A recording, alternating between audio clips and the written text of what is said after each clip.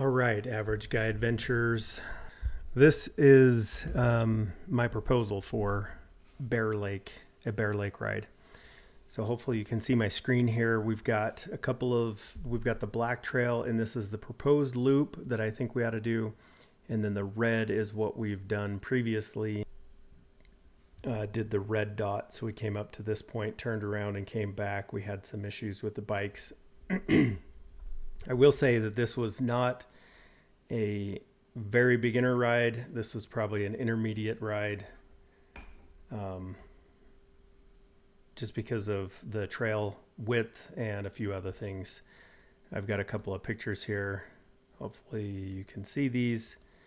These are some of the pictures of the trail itself, so you can get a feel for what the trail conditions look like. This is what most of it looked like. There's a picture of me, and I'm taking a picture of her. But these kind of rocks, kind of narrow single track, is pretty much what the whole trail looked like for the ride up there. So you can see in some places it would break into two track. Most of it was kind of steep, single track. Oh, you don't want to see that. So there we are on the ride. Okay, so going back to the trail itself, we'd start out here in a parking lot at Fish Haven, so we'd probably trailer our bike. You can see we rode around there quite a bit when I was tracking it. And then we kind of go up this little trail. It is pretty narrow. And then we go up the top here. And once we get up here, I think around here is when we started leveling out. So then it kind of levels out a little bit, doesn't get it's not quite as steep at this point. So I'll try to show you what the elevation looks like. And you can see it is pretty steep going up that first bit. And then once we hit that peak, we were getting close to the peak. I think we turned around somewhere in here. But once we hit that peak, we kind of start going down, and it's not as steep going the rest of the way back.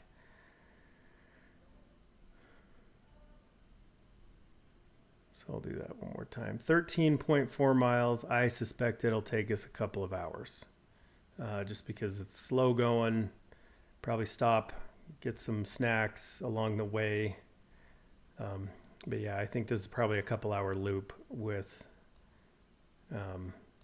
intermediate riders if we want to do it. So I'll do a little rotation here so you can kind of get a perspective of the elevation change as you go up here. It does take a minute for the computer to kind of to clean up the resolution a bit. So you can see it's kind of windy up this mountain here.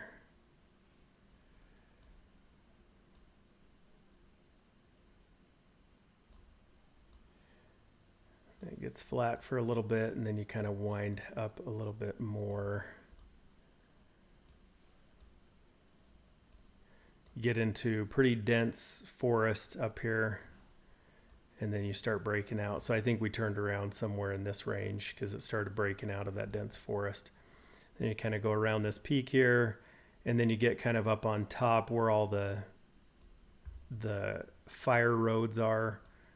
And so you can pretty much drive anywhere you want once you get up here, but we will stay on this little trail.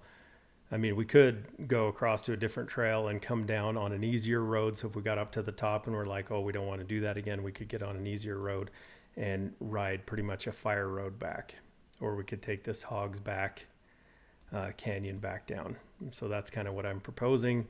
Again, this is probably on the scale of 1 to 10, 10 being extremely difficult. I don't think I've ridden anything greater than a 7. I would rate this one at a 4 to 5, and so it's definitely not a beginner ride. Once we get down into here, this is fire road, so it's super easy. This would be like a 1 or a 2 on a dirt bike ride. So that's my thought for the Bear Lake ride. Let me know what you think. We can just shoot some text back and forth.